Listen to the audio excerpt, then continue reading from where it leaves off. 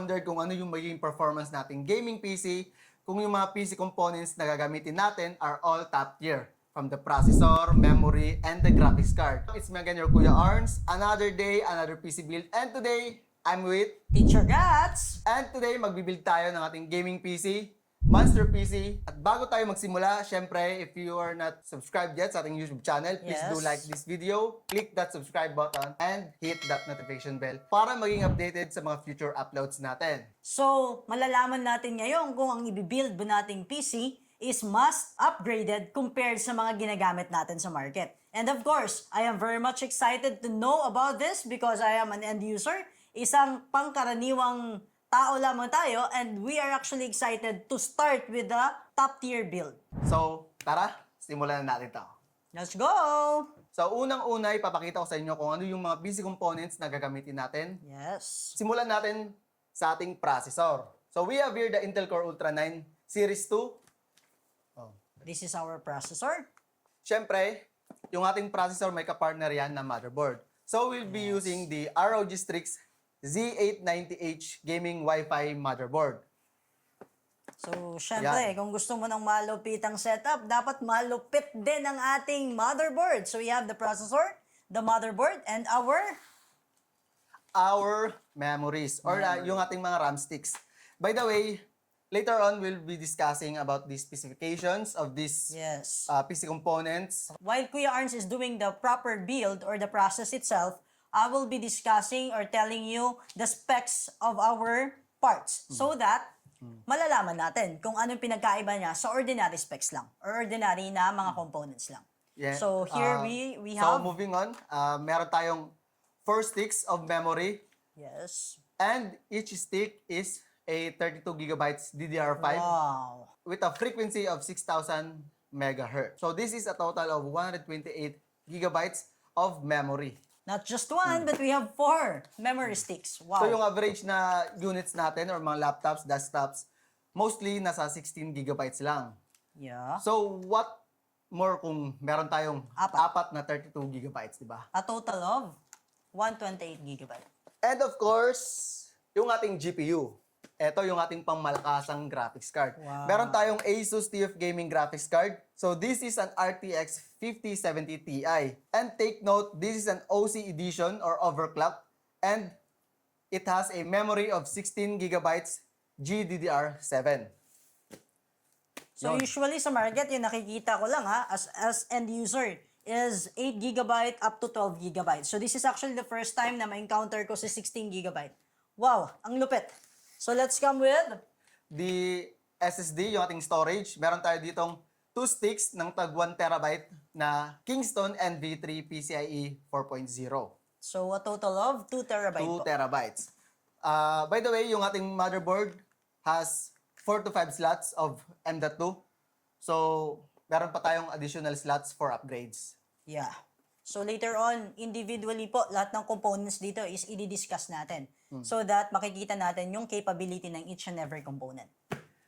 Siyempre, dahil malupit ang build to, kailangan natin ng magandang cooling system. Yes. So, we have here the ROG Ryujin 3 240 ARGB CPU liquid cooler. So, meron na siyang LED and meron siyang dalawang fans. So, later on, i-discuss natin yung kanyang Yes. specification. Since malupitan pong build to for Monster PC, actually may built-in na po tayong cooling system. But since we're actually talking about top tier here, we try to provide our own cooling system. The best. And of course, the next one is yung ating power supply. Kasi kailangan mataas yung efficiency ng ating mga power supply. So this one will be using the ROG Thor 1200 watts and it's a platinum. Wow.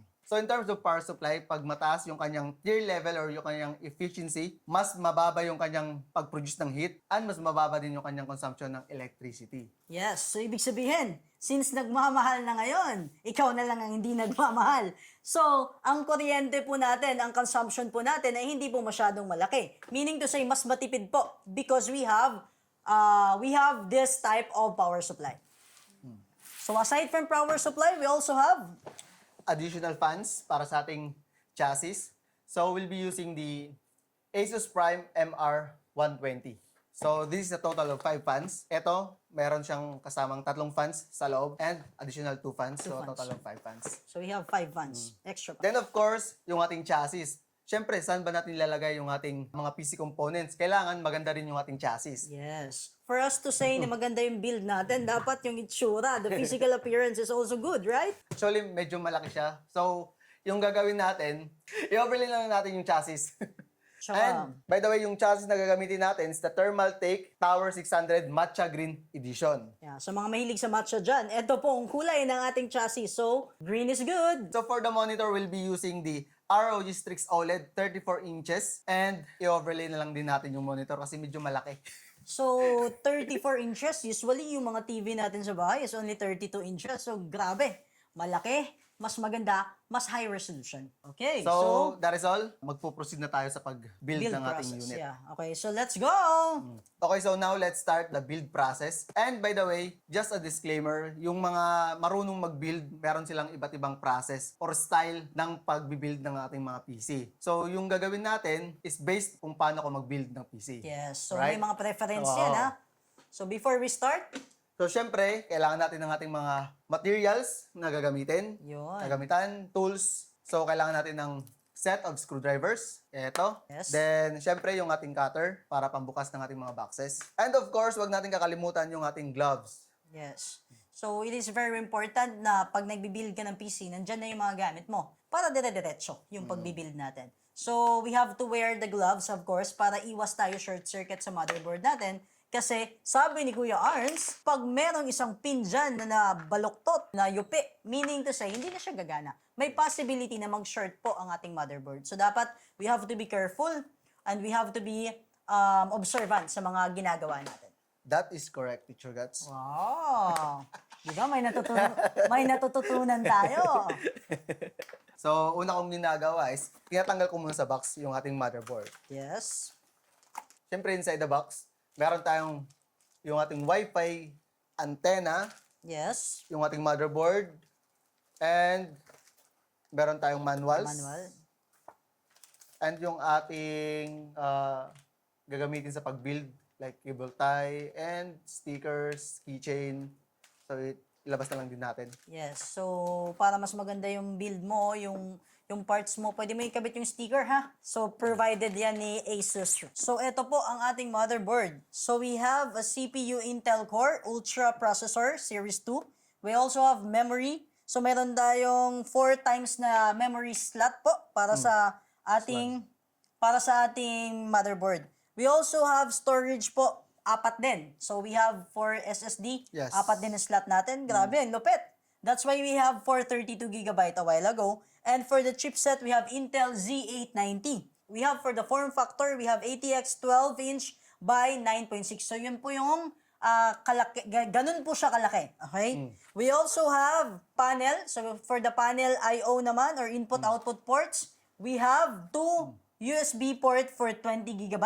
We also have 4 USB port for 10GB and another 4 naman for 5GB. A total of 10 USB ports po. Grabe! 10 USB port para sa motherboard mo. We also have 1 display port, 1 HDMI port, 1 Wi-Fi module, 1 Realtek 5GB Ethernet port for your internet. For expansion slot naman, we have 1 PCIe 5.0x16 slots. Ang dami. Plus 2 times PCIe 4.0 times 16 slots din. Ito siya, ha? So, this is the setup of our motherboard. This is a top-tier motherboard, actually. So, kapag ginabit natin yung ating processor, make sure lang na hindi natin magalaw yung mga pins dito sa ating CPU slot. And, meron tayong guide, this one. Sa ating processor, meron siya dito parang bungi. Yan. So, ito sa slot meron din. So, yan yung magiging guide natin. So, you have to be careful, ha? When you're putting the processor.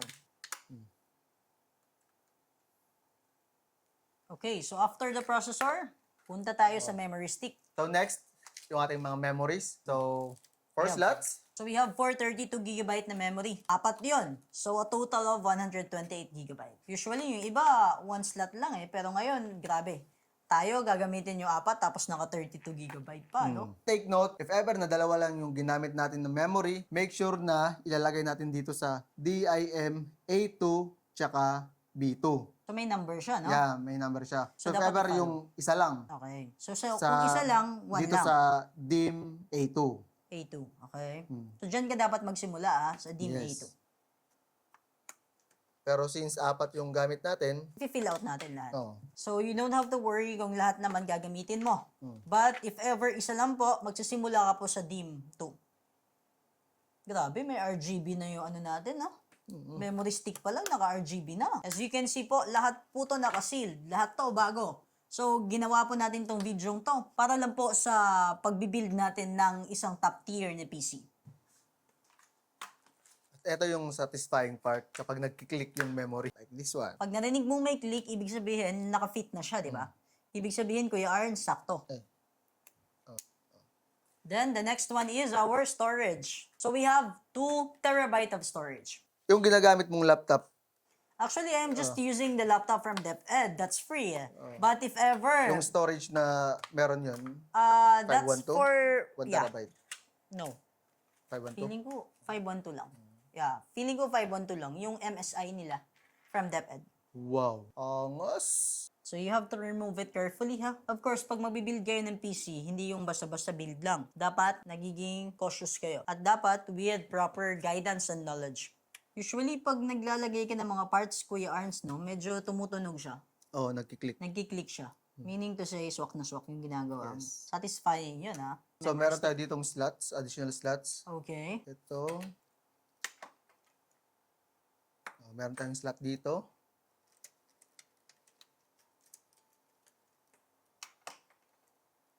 Ito. So, we have additional 3 slots. So, pwede kang maglagay na up to 4 na storage kasi may 4 tayong slot eh. Yes. And it was actually mentioned earlier during our review sa mismong motherboard natin. At yung additional or upgrade slots natin for M.2 are all 4.0 PCIe. Reminder, always be careful ha when you touch everything here para sigurado tayong tama yung ginagawa natin. Yes. Mahirap magkamali, mahal to. So yung nakakabalang na part dito is kapag mag-boot up ka na, kung gumana ba siya. Yeah. So pag mag-on siya, meaning to say it's working. And check din natin mamaya kung ilang seconds ba bago siya Mag-boot up. up. Ilang seconds ba bago natin mapasok yung iba't ibang Kung applications. mag-boot up ba siya. Kung mag-boot up ba siya or whatsoever. So, these are the things that we have to check later on pag natapos na tayong mag-build ng PC. Yes. And now, kukunin natin yung ating chassis para Okay. syempre may kabitan natin yung ating motherboard. Chassis time na tayo. Lagay muna natin dito. So make sure lang na meron tayong gloves or wala tayong static kasi meron akong mga na-experience dati. Personal experience ko to. Kapag tinanggal ko siya sa box tapos tinanggal ko siya dito, eto, meron siyang static electricity. Oh, kahit hindi pa siya Oo. nakasaksak, no? Yes. So yung nangyayari, actually binuksan ko na to dati. Then pag hawak ko, para akong nag-ground. Yeah. Kasi may electricity yung katawan natin eh. So, ako, since I don't have the gloves, for safety measures, hindi ko siya hawakan. Yes. So, lahayaan natin si Kuya Arns to do his job. Okay, now let's start putting our motherboard dito sa ating chassis. The Thermaltake Tower 600 Matcha Green Edition. By the way, etong chassis na to is one of the most complicated chassis na gagamitin natin. And let's start. The chassis that we're going to use right now is from the Thermaltake. The Tower 600 is available in several colors in the Philippines, with a suggested retail price or SRP typically ranging around 8,250 to 8,600. So may mga iba't iba tayong kulay. It is actually around 2025 to 2026. We have black, snow white, hydrangea blue, matcha green, which is the one that we have right now, bumblebee yellow, future dust purple, bubble pink, gravel sand, and of course we have the racing green. We have the octagonal prism shape with 3 tempered glass panels. So as you can see, matibay po siya kasi naka-tempered glass. And compatible siya for mid-tower, ATX mid-tower, support hidden connector and motherboards. Ang dimension po ng ating chassis for today is we have 550 by 420 by 286.4 mm. And for the material, we're actually using a chassis made of SPCC. And the motherboard, it has 6.7 by 6.7 mini ITX, 9.6 by 9.6 micro ATX, and 12 by 9.6 ATX. Here we are. So Kuya Arns doing the installation of our chassis from, of course, Thermaltake. Grabe, lupit ng build na to ha. Chassis pa lang, mahal na. Chassis pa lang, mabigat na. So sa pagkabit ng ating motherboard, meron tayong iba't ibang klase ng screws. Ito, hindi siya pwede sa motherboard. Makikita natin na magkaiba yung thread nila. Dapat yung ginagamit nating screw is itong parang umbrella. Tapos pino yung kanyang thread. So, ayan na po si Kuya Arns natin. Nagsa-set up na po ng ating chassis. So, pwede mo po siyang ipa-horizontal or vertical po. Depende sa preference mo. Pero on our part, mas maganda po kung nakapahiga po natin ang ating chassis para mas nakikita natin tsaka mas madaling install. We have to be careful with our screws kasi pag isang screw yung mawala dyan, possible na hindi maganda yung fitting ng ating mga components. So, as of now, we are trying to screw our motherboard na ginamit. So, malupitang motherboard din yung ginamit natin. So, we used ROG Strix Z890, our high gaming Wi-Fi na motherboard. Next is our fans. So, we have to install our fans. Of course, we bought ROG Ryujin 3 240 RGB. So bago natin ito ikabit sa ating chassis, syempre, unbox muna natin yung ating ROG Ryujin 3 240 ARGB. Yun. So, inside the box, meron tayong dalawang fans, yung ating cooler, yun. Siyempre, yung mga logo ng ROG. Then, manuals, screws, ito, yung mga kailangan natin. Meron din siyang stickers, and yung ating mga cables, siyempre. So, tabi muna natin to para makafocus tayo dito sa ating mga fans. Ito, by the way, yung measurement nito is 120 millimeters, kaya 240, so 2 fans. Yan. And yung kinagandaan dito is magnetic na siya. Ganyan. Yeah. So, hindi natin kailangan ng mga cables, messy cables, para sa ating system unit. So, ito, dikit mo lang, okay na. So, since naka-magnetic pong fans natin, madali siyang ikabit. Oh, satisfying yung tunog niya, oh. Yun, so, ikakabit na natin yung ating dalawang fans. Dito. Dito sa gilid, meron tayong guide kung saan yung airflow. So, may arrow. Saan yung direction? Oh.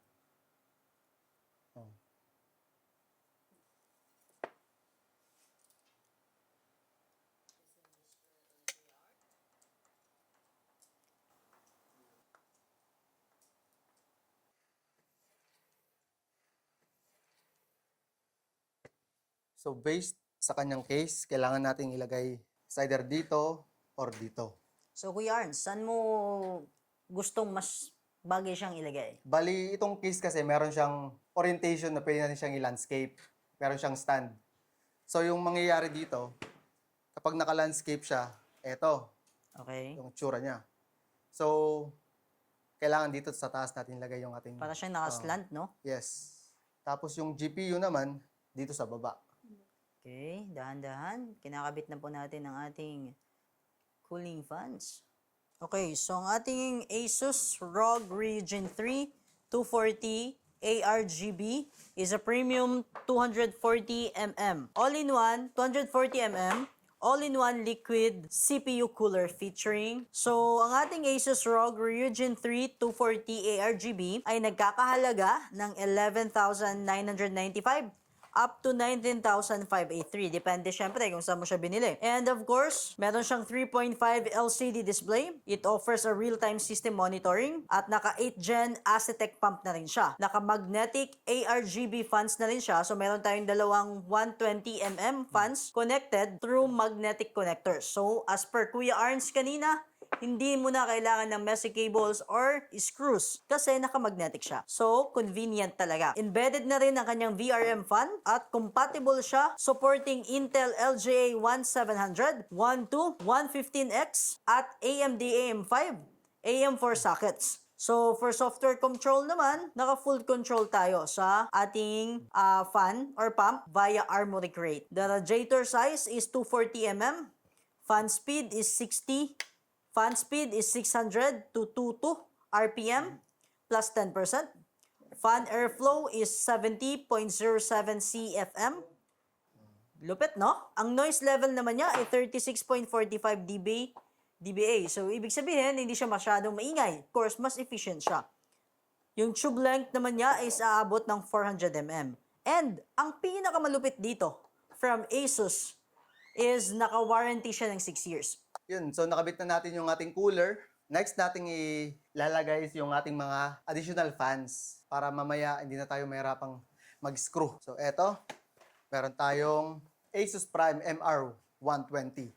So, dito natin siya ilalagay. Ito kasi yung mga dagdag pogi points. So, hindi lang siya basta-basta pang display lang kasi meron din siyang function kasi for ventilation naman talaga sa ating unit. So, pag properly or well ventilated yung ating chassis, hindi basta-basta mag-overheat. So, maayos pa rin yung performance. So, meron tayong Asus Prime MR120 ARGB fan. So, meron tayong all black na i-install. So, sabi nga ni Kuya Ernst kanina, mas maganda kung marami tayong fans para hindi madaling uminit ang ating build-up. So, ang price range po ng ating Asus Prime MR120 ARGB fan, triple pack, all black, is around 1,850 pesos to 2,000 pesos. Plus, naka-Aura Sync compatibility which enables coordinated lights colors. So, as what I have mentioned earlier, yung gagamitin natin na power supply is the ROG Thor 1200 watts Platinum 3 power supply. So, this one has a magnetic OLED display. So, additional pogi points din siya. Yan, meron siya ditong OLED. And aluminum case, and meron siyang super power efficiency. So, tara, ikabit na natin to. Okay, so sa mga magtatanong dyan kung magkano ang ating power supply, it is around roughly 24 to 26,000. Ganun po ka-top tier ang ating power supply na gagamitin. Bakit? Para mas efficient tayo when it comes to consumption sa kuryente. So, meron tayo ditong cable ties, tsaka yung ROG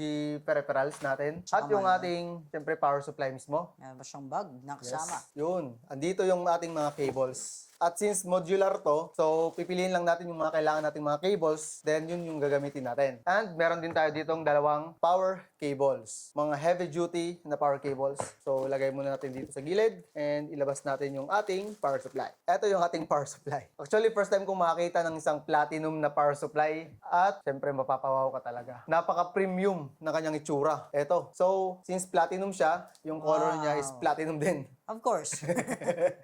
So, ito yung kanyang LED at meron siya ditong on-off button. Ito. Para sa turbo, pwede siyang i-turbo, i-set as turbo, on-off, and yung ating power cable slot. Andito naman yung para sa ating mga wirings. So, kung ano lang yung gagamitin natin ng mga cables, yun lang yung kukunin natin at yun yung kakabit natin dito. So, para makasave tayo ng space. Ang ating ROG Thor 12,000 watts Platinum 3 has its Intel specification. Naka-ATX12V na po ito. Ang kanyang PFC type, naka-active PFC to. Pagdating naman sa ATX standard, ATX 3.1 ito. Ang dimension o sukat nito is 190 by 150 by 86 mm. Efficiency, 80 plus platinum. Protection features, we have OPP, OVP, UVP, SCP, OCP, and OTP. Ang kanyang input range naman for AC is 100 to 240 VAC. DC output voltage, plus 3.3 voltage, plus 5, plus 12V, negative V, plus 5 VSB. Maximum load na kaya niya, we have 30A, 25A, 100A, 0.3A, and 3A. At ang bigat po niya ay aabot ng 2.37 kg, single PSU. Naka-ARGB na rin po siya. Aura Sync yan ha. Supported niya ang ODB technology.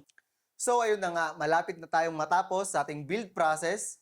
So, last na ikakabit natin na PC component is itong ating GPU, which is the TUF Gaming Graphics Card. So, eto.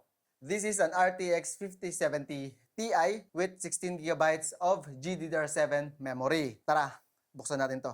Ito yung first time na magbubukas ako ng high-end na graphics card. Siguro yung presyo nito pang isang system unit na rin. So, napakamahal nito. Yun. So by the end of this video, i-discuss natin yung mga prices ng mga PC components na ginamit natin and yung kung ano pa yung dapat yung malaman about sa kanila. And yung total na nagastos natin para sa build na to. So, eto, buksan na natin. Woo! Wow! So meron tayong 3 fans na GPU and mabigat siya. Bigat niya. Siguro mga nasa 2 kilograms ata to. And meron tayo ditong adapter. Wow! Meron tayo ditong parang badge. And yung eto yung magiging stand ata natin eh. Tayo ditong screw. Then at the same time, pwede rin siyang stand natin sa ating GPU. Kasi syempre, mabigat to. So, kailangan meron ditong support sa baba. Hindi na natin ito magagamit kasi nga, yung pagkakalagay natin dito is patayo.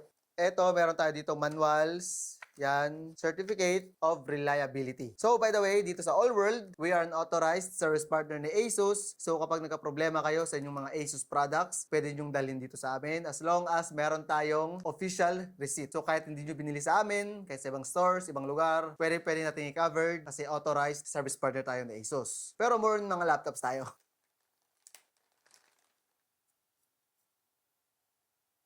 So, now let's insert our GPU sa ating motherboard. So, kailangan maging careful lang tayo kasi baka may matamaan tayong mga capacitors. And make sure na mag-click yung ating GPU sa kanyang port. At syempre yung ating connector from our power supply, kailangan natin ikabit dito sa ating GPU. So meron tayo ditong 600 watts na connector. So, yung kinabit ko ni Kuya Arns na Asus TUF Gaming GeForce RTX 5070 Ti na 16GB GDDR7 graphic card na. Sa mga nagtatanong kung magkano ang ganitong klaseng graphic card, around 72,000 to 75,000. Depende kung saan kayo bumili. Of course, pag mahal, syempre magandang gamitin yan. Tsaka yung specifications yan, top tier talaga. At nasabi natin kanina, yung ating Thermaltake chassis ay merong pre-built or pre-installed na 2 fans. Unfortunately, wala siyang RGB. So, papalitan natin siya nitong ating remaining 2 Asus MR120 na fans. So, kanina, meron tayong 5 MR120 na total number of external fans. Ngayon, what we're going to do, since para mas maganda kung may RGB din yung fan natin, dito sa mismong chassis natin, since po nagbibuild tayo ng top tier na PC, we're not going to use yung nakakabit na po mismo sa Thermaltake natin. But instead, we're going to use yung MR120 natin. So we still have 2 fans, ikakabit natin siya kasi may RGB siya. So naka-provision po ang ating chassis for 120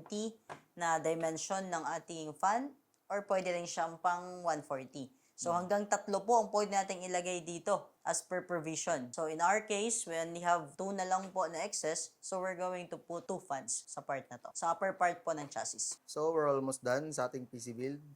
Katapos na ito, ibabalik na natin yung ating mga takip dito sa gilid. Pero syempre, bago yan, kailangan i-arrange muna natin yung ating mga cables. So, yun yung tinatawag nating cable management. So, yun, nakabit na natin yung ating mga PC components, yung ating motherboard, CPU, memory, mga fans, yung ating graphics card, and yung ating power supply. So ngayon, nandito na tayo sa last part, syempre yung cable management. And sa Thermaltake, meron siyang kasamang Velcro tape and yung ating mga cable ties. Ito yung gagamitin natin.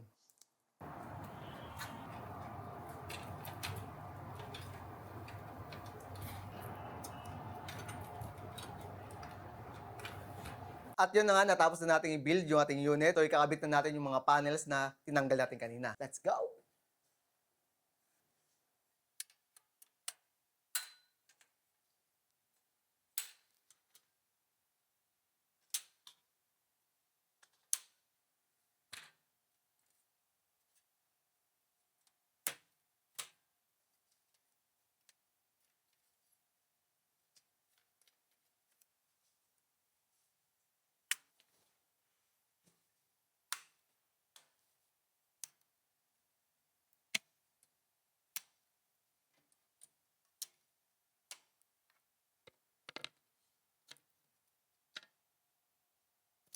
So as you can see, ito yung kanyang vertical orientation. Pero meron din tayong option na pwede natin siyang gawing horizontal. With the help of this chassis stand kit. So buksan natin para makita natin yung kanyang itsura. Siyempre, i-set up na rin natin siya. So it comes with a manual at yung ating additional cover. Since gagawin natin siyang horizontal para pantay yung kanyang itsura, lalagay natin siya dito sa baba. And siyempre, yung ating dalawang stand. Ito. So, i-set up natin siya ngayon para makita natin kung ano yung itsura niya pag nasa horizontal orientation. So, yung material niya is just plastic. So, magaan lang siya. So, bago natin siya ikabit dito sa ating bottom part ng ating case, kailangan muna natin tanggalin itong ating filter. Yan. And syempre, kailangan natin tanggalin itong ating mga stand. So, meron tayo ditong screw para mag-fit yung ating cover. Kung gusto mo ng pa-vertical, ikikip natin to. Pero, kung gusto mo ng horizontal orientation, kailangan natin itong tanggalin para may kabit natin itong ating additional cover. So, eto na siya. Plug and play lang to. So, dito natin to ilalagay. Yan. So, eto yung ating magiging stand. Yeah. Yun!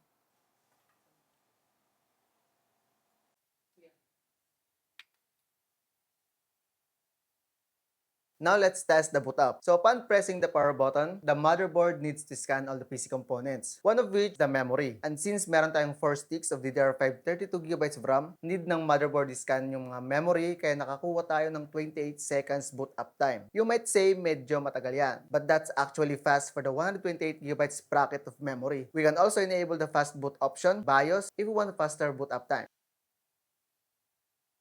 So we tested our PC on heavy games like PUBG and we have set it to its highest supported resolution. Sa lobby, meron tayong 800 to 1000 FPS. And during the game, nasa 200 to 250 FPS.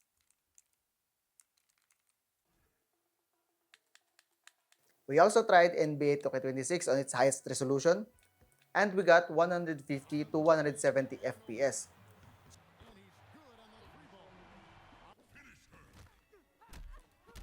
Siyempre, nag-try din tayo ng arcade games like the Mortal Kombat 2. All in high settings and we got 60 FPS. For the Dota 2 naman, we got 100 plus FPS and all in high resolution. And it even got a 4.7 million score sa ating Antutu benchmark. Siyempre, kailangan nating i-test yung memory capability niya sa pamamagitan ng pag-open ng mga apps and games simultaneously. And though naka-open na lahat ng games and editing apps natin, with many tabs sa ating browser, we still got 87GB free RAM out of the 128GB. So basically, no problem on multitasking, easy-easy lang para sa ating monster gaming PC. Okay, so natapos na natin ang lahat ng tests, benchmarks, real-world gaming. So pinush natin siya sa iba't ibang titles at consistently, hindi naman bumaba yung kanyang performance. Now, let's talk about kung magkano yung gagastusin natin para sa lahat ng ito. So, recap lang tayo. Yung ating processor, this is an Intel Core Ultra 9 Series 2. Yes. And yung ating motherboard naman is the ROG Strix Z890H Gaming Wi-Fi. For the memory, meron tayo ditong Kingston Fury Beast and 32GB each stick. So, meron tayong 4 na stick, a total of 128GB. For the SSD, yung ginamit natin is Kingston 1TB NV3 M.2 SSD. Yung ating namang graphics card is yung ating TF Gaming graphics card, GeForce RTX 5070 Ti na merong 16GB of memory. Yes. Yung ating liquid cooling system, yung ating ROG Ryujin 3 240 ARGB, and yung ating power supply, syempre yung ating ROG Thor 1200 watts Platinum. So, eto, very power efficient siya. Yes, correct. Siyempre, wag natin kakalimutan yung ating mga fans. Meron tayong 5 fans, yung ating Asus Prime M120R. At yung ating chassis, yung ating, Thermal take. yes, Thermaltake, the Tower 600 Matcha Green Edition. Yang pangmalakasang CPU case natin. Yes, that's correct. So, we also use the curved monitor. Yes, PRs, meron tayo ditong tatlong ROG na mga products. Meron pa tayong isa pang ROG, yung ating monitor, which is the 34 inches OLED, ROG Strix OLED. So yun, curved monitor siya at pangmalakasan din. So lahat ng parts na yan, kung ito-total natin, yung presyo niya is approximately, magkano, Teacher Gats? Around 300,000 Wow. pesos. Grabe. Napakalaki, di ba? 300,000. Yes. Grabe, Kuya Arns. Pero sa una lang yon. Kasi yung build na to, hindi ka magpapalit ng PC for 5 to 10 Wow, years. 5 years. Grabe. Kasi pinili natin yung parts na hindi lang para ngayon, kundi para sa bukas. Wow. Kasi future-proof tayo eh. Di ba, Kuya Arns? Yes. At doon mo makikita kung bakit ito yung tunay na budget build. Ayun. Kasi ang ibig sabihin ng budget, hindi yung pinakamura. Ang ibig sabihin ng budget, matalino kang gumastos. Hindi ka nagpapalit ng PC every year, hindi ka bibili ng upgrades every 2 years. So, isang beses ka lang mag-invest ng tama. Tapos, matagal kang magpapahinga. So, sa long run, mas makakatipid ka pa rin. Kasi, etong Monster Gaming PC na ito, hindi lang malakas, matalino pa. So, ayun na yun guys. Kung may tanong kayo, kahit tungkol sa parts, presyo, or kung may gusto kayong ipabuild sa susunod natin ng mga videos, i-drop nyo lang dyan sa ating comment section. Lagi kaming nandito. At kung natulungan kayo ng video na ito, kung may natutunan kayo, then please do like this video. Also, click that subscribe button, hit that bell icon para lagi kayong updated sa aming future uploads. So marami pa tayong i-review at gagawa ng video.